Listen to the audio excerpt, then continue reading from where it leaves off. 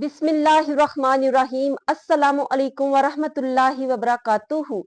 आज मैं तमाम ख़वातीने इस्लाम से मुखातिब हूँ। मेरी तमाम अजीज़ों, माओ और बहनों, आज आपसे गुजारिश है कि खुदारा माह रमज़ान का ये मुबारक महीना गुजरता जा रहा है, ये घड़ियाँ, ये सातें ख़त्म होती जा रही हैं। इस मौके को गनीमत जानिए और जो भी गुनाह ज़ाहिर में, बातिन में हमसे सरजद हो चुके हैं, उससे तौबा इस्तग़फ़ार कर लीजिए, क्योंकि हो सकता है कि ये हमारा आखिरी रमज़ान हो और अगले रमज़ान तक हमें कोई मौत का परवाना अपने पास बुला ले और हम इस तौबा इस्तग़फ़ार से फ़ायदा ना उठा सकें और हम कहीं जहन्नम की मुस्तहिक ना हो जाएं। इसलिए हमें इस मौके को गनीमत जानते हुए, इस मौके से फायदा उठाते हुए, जबकि जन्नत के दरवाजे खुले हुए हैं, तौबा इस्तग़फ़ार का दरवाजा खुला हुआ है, हमें इस मौके से फायदा उठाते हुए अपने तमाम गुनाहों से तौबा इस्तग़फ़ार करनी है। और दो ऐसे गुनाह हैं जो कि ख़वातीन में बहुत ज्यादा पाए जाते हैं और उनकी बहुत सख्त सजा है, और उनकी औरतों के नमाज और रोजे और तलावत कुरान कबूल नहीं होगी जब तक कि वो उनसे तौबा इस्तग़फ़ार न कर ले, क्योंकि कबूल करने वाली तो अल्लाह रब्बुल इज्जत की जात है। लेकिन मैं इसलिए ये इतने अहद के साथ और बहुत ही पुख्तगी के साथ कह रही हूँ, यकीन के साथ कह रही हूँ, क्योंकि जो औरतें ये दो काम करती हैं उनके लिए सख्त अजाब जो है वो सुनाया गया है, बल्कि देखा गया है। आपको सबसे पहले मैं एक औरत का वाकया सुनाती हूँ कि मक्का में एक औरत रहा करती थी जो कि औरतों को गुस्ल दिया करती थी, उनको नहलाया करती थी, उनका कफन दफन का इंतजाम किया करती थी। तो एक दफा उसने एक औरत को कफन दिया, उसको नहलाया, उसको गुस्ल दिया। तो वो क्या देखती है कि जब वो गुस्ल देने के लिए उसके पास जाती है, उसके कमरे में, तो देखती है कि उसके ऊपर बहुत से कीड़े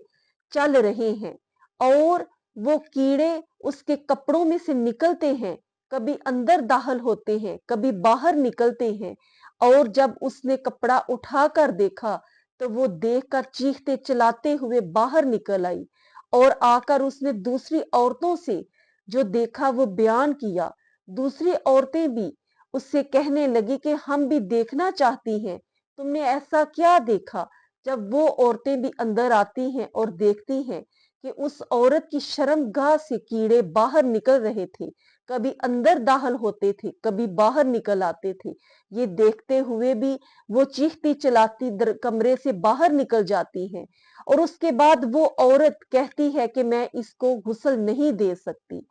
फिर बहुत सी औरतों के इसरार पर वो दूसरी दो तीन औरतों को साथ लेकर उस औरत को गुस्ल देती है, फिर उसको कफन दिया जाता है और दफन किया जाता है। वो औरत बाद में उस मोहल्ले वाली औरतों से, जिस जगह वो रहती थी, वो उनसे पूछती है कि ये औरत ऐसा कौन सा अमल करती थी, कौन सा गुनाह करती थी जिसकी वजह से इस तरह की इसकी ये हालत हमें देखने को मिली है। तो वो औरतें बहुत ही टाल मटोल से काम लेती हैं और बताना नहीं चाहती, उसका पर्दाफाश नहीं करना चाहती। लेकिन वो औरत बहुत ज्यादा इसरार करती है कि मैं किसी को नहीं बताऊंगी, खुदारा मुझे बताओ इस औरत के अमाल कैसे थे, इसके मामलात कैसे थे।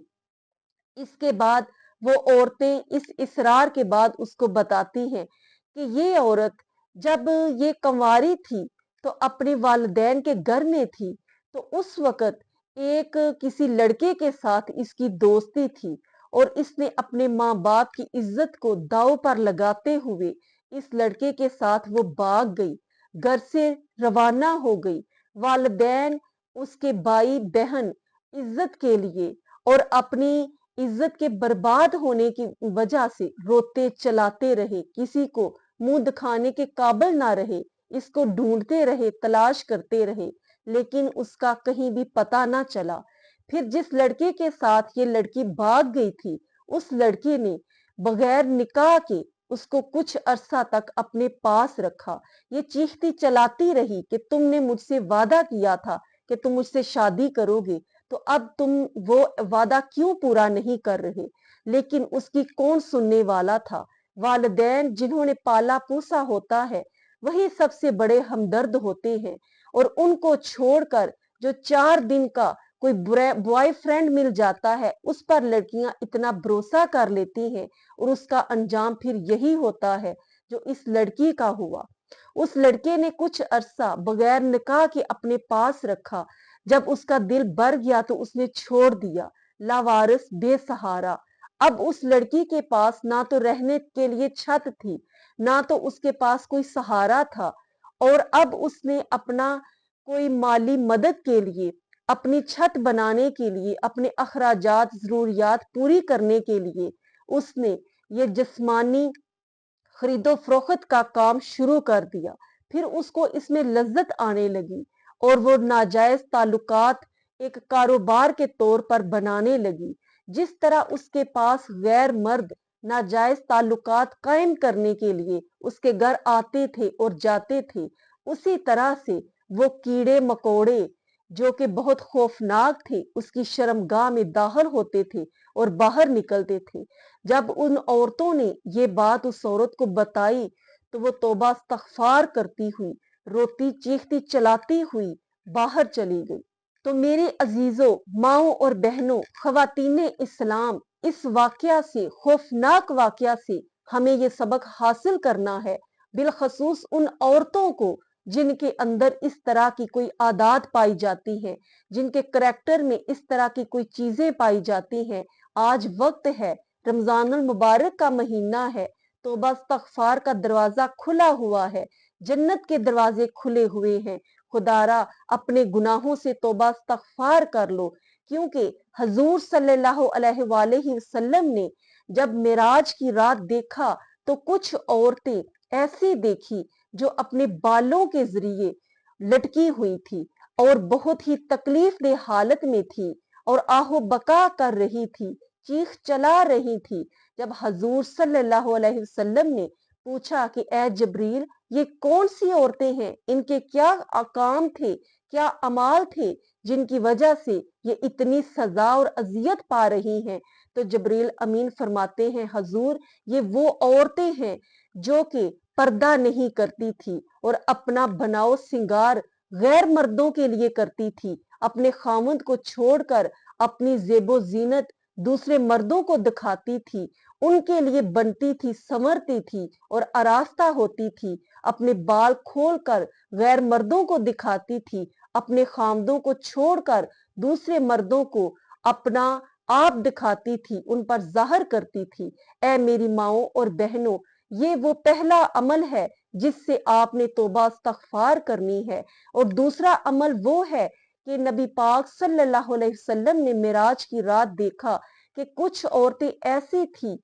جو کہ چھاتیوں کے بل لٹکی ہوئی تھی اور انتہائی اذیت میں تھی، انتہائی تکلیف میں تھی۔ جب حضور صلی اللہ علیہ وسلم نے ان کو اس حال میں دیکھا تو پوچھا اے جبریل یہ کون سی عورتیں ہیں؟ تو جبریل امین نے عرض کی حضور یہ وہ بدکار عورتیں ہیں، یہ وہ زانیہ عورتیں ہیں جو نکاح میں ہوتے ہوئے، اپنے خاوند کے نکاح میں ہوتے ہوئے اپنے خاوند کو چھوڑ کر غیر مردوں کو اپنے بستر پر لے کر آتی تھی، اپنے خاوند کی غیر موجودگی میں غیر اور ناجائز مردوں کو اپنے بستر پر لاتی تھی اور ان سے جسمانی تعلقات، ناجائز تعلقات قائم کرتی تھی، اپنے خاوند کی امانت میں خیانت کرتی تھی اور اس کی غیر موجودگی میں بدکاری کرتی تھی۔ یہ وہ عورتیں ہیں۔ میری ماؤں اور بہنوں، رمضان المبارک کے اس مہینے میں توبہ استغفار کر لیں۔ جس کسی میں بھی یہ فعل پایا جاتا ہے اس کو منع کریں، اس کو توبہ استغفار کرنے کی دعوت دیں اور اپنے عمل کو اللہ رب العزت کی بارگاہ میں مقبول فرما لیجئے۔ نہ جانے اگلا رمضان ہمیں نصیب ہو یا نہ ہو اور ہم اس موقع سے محروم نہ رہ جائیں۔ اللہ رب العزت ہمیں حق بات کہنے، سننے اور عمل کرنے کی توفیق عطا فرمائے۔ اس ویڈیو کو زیادہ سے زیادہ شیئر کیجئے اور چینل کو سبسکرائب کیجئے اور میرے لیے بھی دعا کیجئے، اللہ رب العزت ہمیں نیک بات کہنے، سننے اور عمل کی توفیق عطا فرمائے۔ السلام علیکم ورحمۃ اللہ وبرکاتہ۔